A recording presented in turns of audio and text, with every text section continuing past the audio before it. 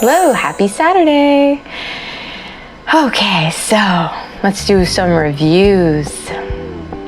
It's turning out to be that there are a lot of reviews of things that I'm leaning towards here, because GBRLIFE likes to tell you about everything that is good, that is bad, and that is real. And telling you guys about whether or not things work or don't work, or you should watch or not watch. It's something that I feel very passionate about, because it's my way of saying, hey, I've done this, I've seen this, I know this from personal experience. Here's a review on it. And in this case, I'm gonna do the review of Roku versus Chromecast. Have you been at home? Have you been trying to figure out if you should watch things on Roku, or you should go get yourself a Chromecast? Or maybe you already have a Chromecast and you hate Roku. I don't know. But I will tell you all the differences and the plus and minuses between the two. And if I were to forget anything, please know you can always go to GBRLIFE.com and actually read the full review. And just want to also mention, I happen to have everything all here, so I'm probably going to forget things. Okay, let's get this started. Let's get the show on the road. Okay, so let's get started with the Chromecast. Here's what happened. My husband came over to me the other day and was like, I'm gonna get the Chromecast with Google TV. And I'm like, okay, what? I'm a pretty big techie myself. I actually work in the industry, and so does my husband. But I didn't know there was anything wrong with the Roku. And that's to be completely honest. I didn't know there was anything wrong with the Roku, because I was pretty happy with the Roku. There's some things that needed to be changed at that time that I thought of, but I mean, ultimately it was a really good streaming platform. I mean, what could you really want that was going to be so much more extravagant? Oh, how I was wrong. Chromecast with Google TV. I'm going to talk to you specifically about the two high ends. Let's go into price. Chromecast with Google TV happens to be $50. 50. That's it. Yes, just 50. No, still just 50. And then there's the Roku, and that is from $30 to $80. It could even go up to $100 if you go to a store that's going to charge you a little bit more. Why? Because Roku has a little bit more options in regards to if you're going to get like a Roku TV, a TV that specifically already has Roku built in, or you're going to get a streaming stick, a Roku stick. They also have, I think, the Chromecast stick. I'm not 100% about that, but either way, we do know that the Chromecast with Google TV, that's the newer version, and it's definitely $50. But the Roku has all these different options. Like I said, the stick, you can go all the way up to the Roku Ultra, and that's what we have in our home. And we also do have one TV with Roku in it. Not my favorite, but they're not all bad. So I think it's more about the TV is not great, and Roku's just fine on it. Okay, so going into the Chromecast side, even though I kind of went into both just a second ago. Chromecast side. My husband goes, plugs this thing in. Very quick and easy setup. I mean, that's what you want, right? You want to just go ahead and plug and play? That's the best part. Well, it comes with a remote, and that remote has, it has like the little Google symbol. I don't know how to explain what that looks like, but if you know what the little Google symbol looks like, you know when you see it on the actual remote. You can click on that, you can start talking, and you get the Google Voice Assistant talking back to you. But that Google Voice Assistant and the way that you go and set everything up, it's through you. So if you have your Google account, it's through your Google account. So I'm gonna actually have to go directly into a downside of this immediately. Unfortunately, I wanted to stick to all the positives first and then go into the negatives, but it's important you know this right away. When I say personalized experience, and my husband went and set this up, I mean his personalized experience, because Google Chromecast is all about you, the user, but only you, the user. So if he goes and logs in, it's about him and his experience and what he likes and everything to do about him, because it's that algorithm working with everything off of his account, because that's who they think it's talking to. So that Google Assistant is the one that he selected on his phone. He happens to have a Pixel. But even if he didn't have a Pixel, when you set up Google Chromecast, you have to download Google Home, and it's everything you're deciding off of your account, your Google account. So that's kind of a downside, because what about my personal experience? Well, he has to sign out and I'd have to sign in. You can't switch directly and quickly into accounts, and you cannot merge accounts. That sucks. But here's why it doesn't stop us in our tracks from wanting to continue to use Chromecast. Because ultimately, that personal experience is amazing. My husband also mentioned, and I have to say him because he's in love with it. So, I mean, he was really telling me everything about it versus me being a little bit more sticking to the old things. And I have a lot on my plate, so I don't really get a lot of time to go and just sit down and watch TV. But he's a very big TV lover. So for him, he will go just do that just because he wants a moment of downtime. I do this. So for him, when he went and he sat down, he said, I have never found something so fast in all of this time of streaming. He sat down and he was able to know exactly what he wanted to watch, because Google was able to use the algorithm and tell him directly what he wanted to watch, because they know him so well. So that's a great thing about it. I mean, it's that personal. You just go in and they know what you're like. They know what you search. They know what you hate and what websites you've been looking at. So that's a big deal, because now they're gonna go ahead and give you TV shows and movies and YouTube videos based off of things that you like to watch and do, and hobbies and so forth. I mean, it's very much a you experience. And isn't that what we want when we're watching TV? Maybe some of us want that more traditional TV watching experience. Well, they kind of give you a little bit of that too, because when you go in and you're looking at all these apps, yes, you have to download all the apps that you want to use, but you're not really going into each and every app. You're more so going into each and every show.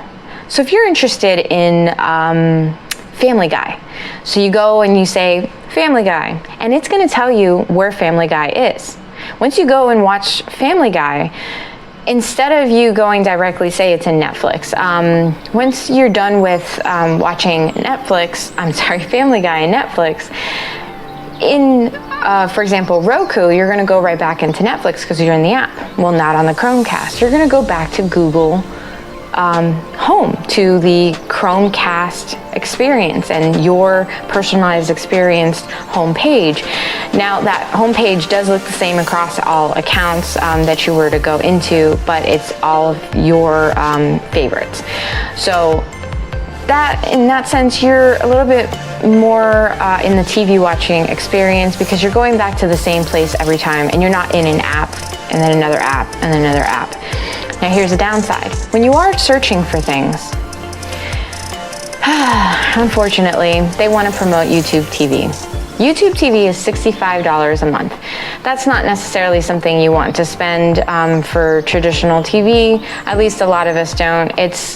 We cut the cord on cable, and to pay $65 a month for cable-like experience, and even if it's not cable-like experience, that's a lot of money for something monthly. And going back down that road, we really like the whole option of going and buying Hulu and Netflix, and even like YouTube Music. It just gives you the opportunity to watch and do different things and spread that $65 across the page and get a lot more options. So for us, we don't have it, but that does not mean that somebody else wouldn't want to get it. But do be aware of the fact that it does cost a monthly subscription fee. And that's the first thing they're going to show you almost every single search. If you go and start looking for something that they don't have in YouTube TV whatsoever, it won't come up. But if they do, for example, if you search American History X, you'll notice that you do not get anything but YouTube TV as where you can find it. And the truth is, it's not only available there, it's also available on Netflix right now. That being said, they're only going to tell you about YouTube TV because they want you to buy it from them. But in other shows, they may have it for sale, but others may have it for sale, or they have it for sale, but they are trying to also be a little bit more fair across the board. And I think that they're doing that for things that are a little bit more commonly asked for, and they say, no, us first, go watch us, and don't go watch it for free. But if it's not as common, they don't necessarily ask you to watch it through them first. But that's speculation. I'm not sure why some of them show up as only YouTube TV and why some show up as it's available across all these different platforms, even though all of these TV shows and movies are also available across all platforms. I hope that made sense. The other thing that he said was the universal remote was very easy for him to go ahead and set up. And that's a big deal. In our home, we constantly lose the TV remotes because our 2-year-old is basically a ferret. Yes. He grabs them and then we lose it. It's gone. So, and then as a matter of fact, he loses it so often that we just went ahead and got a nice yellow one. It's Roku, because he loses it so often. So we figured if it's yellow, we'll be able to find it in all of his toys and things. But I feel like actually right at this very moment, that wasn't a good idea because he has a lot of colorful toys. I don't see how that's gonna stop anything. Anyways, I'm gonna go ahead and look at my handy dandy notebook and tell you a little bit more about the things that the Chromecast can do. It's very responsive, and that's nice. You want a smooth, nice feel, don't you? Like you want to just click and go, and just like feel it flow. It's flow. And then, yeah, I mentioned the algorithm and everything, and that it's a really personalized experience. But the other thing I didn't actually mention is that it's very pretty to look at. So we have Roku everywhere, and I'm gonna go into the Roku in just a moment, but we have Roku everywhere, and we didn't think there was anything wrong. We have 4K TVs. It looked pretty nice until we put that Chromecast in, and it was like, wow, this is not 4K.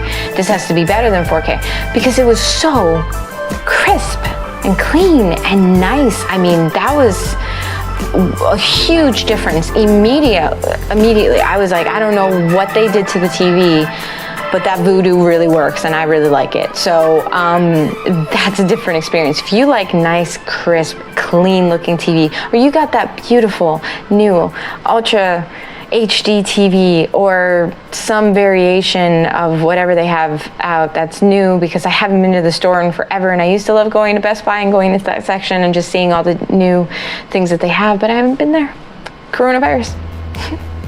Anyways, so if you're one of those people and you get the latest and greatest, like we often do, except for this past year, the Chromecast will probably work really well with your TV. And say you don't have that, the Chromecast is probably gonna spruce up your TV. I think that's the best way of putting it. Okay, and I already now mentioned one of the cons of the fact that you have to sign in and sign out of each account in order to get a personalized experience, or you're gonna ruin somebody's algorithm. But there's a few neutralized things that I wanted to kind of go over, and then that will allow me to go into Roku as well, because there's a couple things with that. Now in Chromecast, because it's a Google experience, you don't really get the opportunity to use like ATT TV or Spectrum TV, and definitely not Apple TV, and that's because they don't really like it. They want you to use YouTube TV. So because of that, unfortunately, you have to sideload like the ATT TV or Spectrum TV, and that means that you're not gonna get as good of an experience using those apps. So more than likely, you're not gonna wanna use them, which was their plan, and then you'd end up maybe buying YouTube TV, and they just flat out say no to Apple. I mean, if you try to sideload it, they're just like, no, you cannot load this. We won't let you. They didn't say we won't let you, but they don't let you. So they don't like Apple, and Apple doesn't like Google. They're not friends. I think that a mediator needs to be involved, and friendships need to form. But then there's also Roku. and Roku doesn't have that problem. And let's go into Roku a little bit. Roku is a wonderful streaming platform because you go into it, very easy to set up, very, very easy. You can buy that Roku TV, plug that thing in, you got Roku. You don't want to do that, you can go buy a Roku Ultra or the stick, whatever, plug that thing in, you have Roku. It's really, really easy. And in that, you just go, get a whole bunch of apps, put it onto the main page, go into each app that you want to watch, whatever you want to watch, quick and easy, done. You want to watch YouTube? Go watch YouTube. You want to watch Apple TV? Go watch Apple TV. They don't care. They don't care because they have nothing, no involvement in that. And because of that, it's nice. You can literally use any app that is in their library, and pretty much everything is in their library. If you don't subscribe to, for example, CBS has their app and you have to pay for that monthly. And if you don't have that subscription, obviously you can't use it. But if you do have the subscription, go ahead and use it on Roku. No problems there, you sign in. But it's a very app-based streaming system. It's not a personalized, you go in and they give you all these options for you. Unless you go to the Roku channel, but that's not personalization. The Roku channel is more about you going in and watching whatever is that's more popular that they have available, but it's a lot of free stuff, and that's nice too. You can go in and watch a movie that you didn't even know that it was free, and it's free because Roku channel is showing that. And when you do searches, it will go across all the different apps and they'll tell you, including if it's in the Roku channel, and they don't put theirs as number one, even if it's for rent or anything. They give you all the options. This is who has it, and if it doesn't show up, that platform doesn't have it. But that's, and if you don't have that app installed, that's okay. They're still going to tell you that it's there or not. But that being said, you know, it's not personalized, so you don't feel like you not only get to search for that, but now they know that you are interested in that type of thing, so they'll give you a whole bunch of different options instead of that. For example, if it costs money, whereas Chromecast might do that. Well, actually, let me just continue on the Roku side. I have to switch it because I have to tell you on this is the Roku side. And I'm looking over here because that's straight ahead and that's the camera. So it is what it is. Okay, so let's see what I didn't go over. Waiting for me, right? Oh, I love two things about Roku. So first and foremost, and this is also a con in one of the two things. So you go and you set up Roku and you have it in each and every TV, right? It's really great. And you can go in and put, like, I'm gonna say Amazon, Hulu, Netflix, those first three. You go to your living room, still those first three. In bedroom, still those first three. It's exactly the same across the board because it knows. I don't know how it knows, but it knows. And your remotes, you can go into each room and you can pretty much use the exact same Roku remote in every single one of those TVs. Here's a downside. If you put, you know, what was one I didn't mention? I think I already said Prime and Netflix and Hulu. The Roku channel, all the way at the bottom as one of the apps. Well, it's always going to be at the bottom of one of those and all the TVs, so you always have to scroll. Or you have to put it all the way to the top, but you know, you have multiple people in your home typically, so you know, your favorite app may not be number one, and you always have to scroll to get to it, and because you're looking at apps, you're not looking at this personalized experience with a bunch of shows and movies and everything and videos just for you to watch, versus the Roku it's like, this is app. That's pretty much it. So, you know, that's it's a plus and a minus because it's uniform and yet it's not. Well, no, it's very uniform and yet it's boring. It's really what I should say. But the other thing that Roku has is private listening, and that's a huge thing in my house because we have kids. and specifically a 2-year-old and a 6-year-old, and I'm a 6-month-old. And that's a big deal when you're dealing with that and you want to watch TV, but your kids are sleeping. You don't want to wake them. You really don't want to wake them because you get a moment and you get to watch TV. So you can use private listening. You can use it with the remote, plug in, because it uses a headphone jack, and you can listen to the TV that way. And it uses up the battery, so you have to have a lot of batteries if you're going to do it that way. Or you use your phone, because Roku has an app. And you go into the app, you just go directly to the remote portion of that, which you can connect to different Rokus. With that remote, you just tell it which one you want to connect to, and then you select the little headphones, and if you have your Bluetooth on or you have it connected to your phone directly, either way, you're now listening to the TV privately, and that's nice because you can watch TV and you're not bothering anybody. And we also happen to have Arlo, which is nice because you can actually put Arlo in the background and keep it on, so you can hear the shh or a at the same time that you're watching your show and going, well, that's great, I gotta get up and I need to go get my child because you woke up for the 15th time and I want you to go to sleep. Why won't you go to sleep? Okay, so what else? 4K. Now, I mentioned earlier that the Chromecast is amazing with the way that it looks, and the Roku isn't bad. It's still like 4K. I think just comparing to that Chromecast, you really feel like, what happened, Roku? But I can't say that that's the way that it always is. I mean, I think that you feel that way when you see something better, but you realize that what wasn't always bad. It's still a really good, crisp, clear, TV watching experience. It's just that the Chromecast is better. Sorry, Roku, but it's true.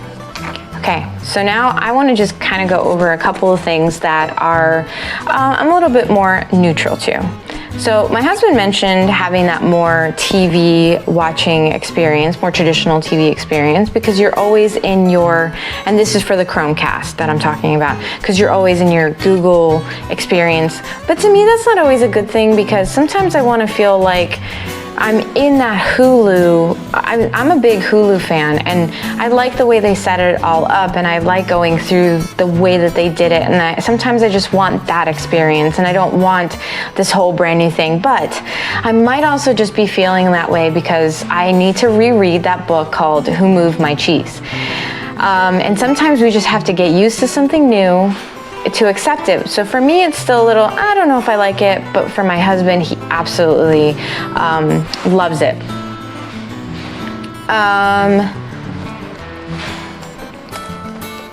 Yeah, I guess that was pretty much everything that's like a little bit more on the neutral side. And then,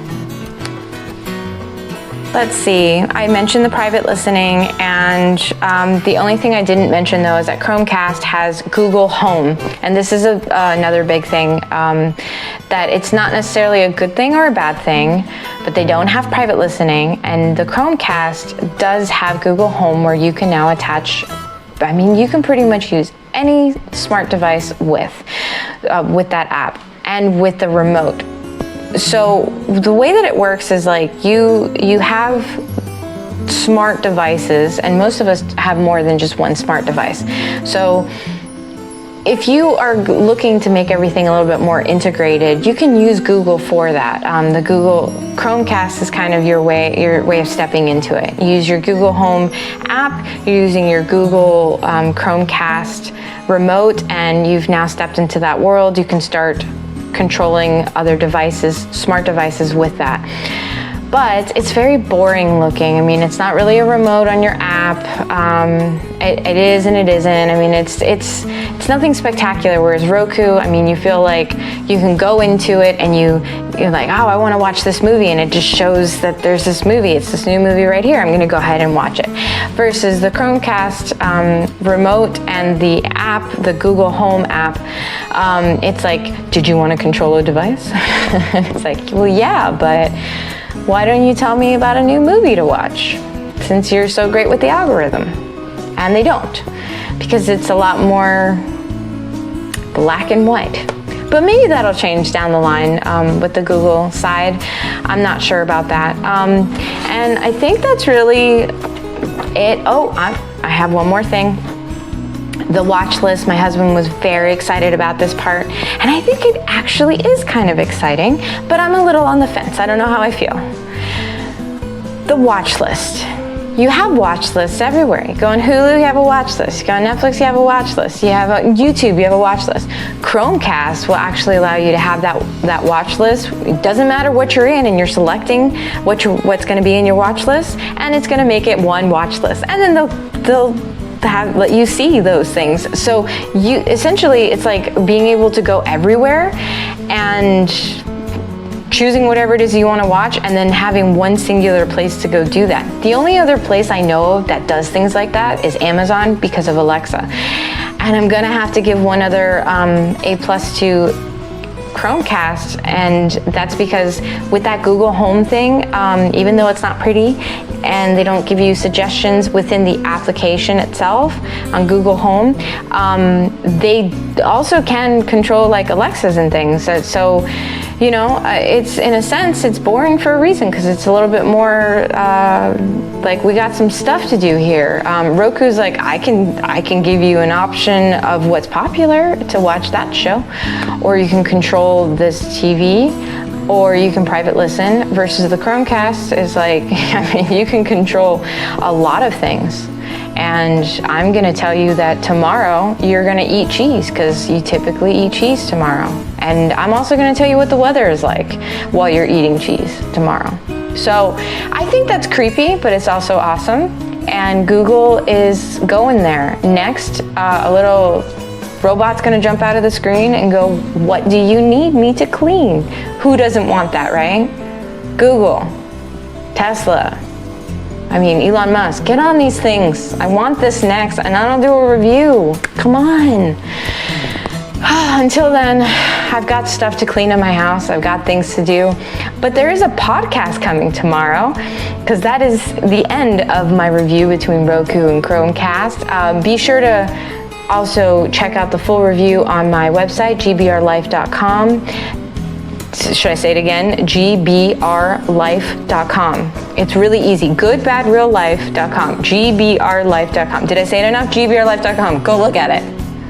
Yes? Okay, and then there's also the podcast. I'm going to do that tomorrow, GBR Life of Crimes. It's available everywhere. That includes Amazon Music. Just got it over there as well.